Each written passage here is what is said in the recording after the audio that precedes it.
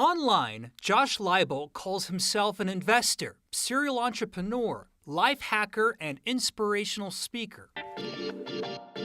Soon, he could be a felon sitting in a federal prison. This federal indictment paints Lybolt and his wife Magdalena as fraudsters who lived a lavish lifestyle thanks to $4.9 million they're accused of defrauding from the government. Instead of the money going to businesses struggling during the COVID-19 pandemic, investigators say the money went to a $1 million condo in Snowmass, a $30,000 luxury vacation club, cars like a Porsche and Range Rover, and $25,000 for country club memberships in Colorado. The indictment says the couple lied to the government, saying several businesses they own needed the money.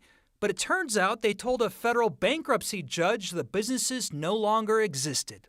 Funding an opulent lifestyle is probably the worst thing that an individual who has defrauded the government can do, because it creates an absolute record of money spent. 9 News legal expert Scott Robinson reviewed the documents in this case and believes it's likely the couple will end up making a plea deal with the government to avoid years in prison for wire fraud and money laundering.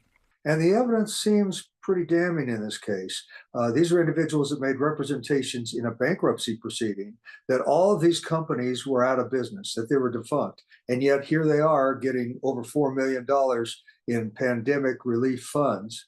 That's not something that is going to be taken lightly by a sentencing judge. I contacted Josh Lybolt over the text message. He bounced us to his attorney, who sent out this statement saying, quote, "This indictment is merely an accusation and will be addressed in the appropriate forum at the appropriate time." Now, if convicted, the couple here could each face more than 20 years in prison. Live in the studio, Jeremy Hohola, 9 News.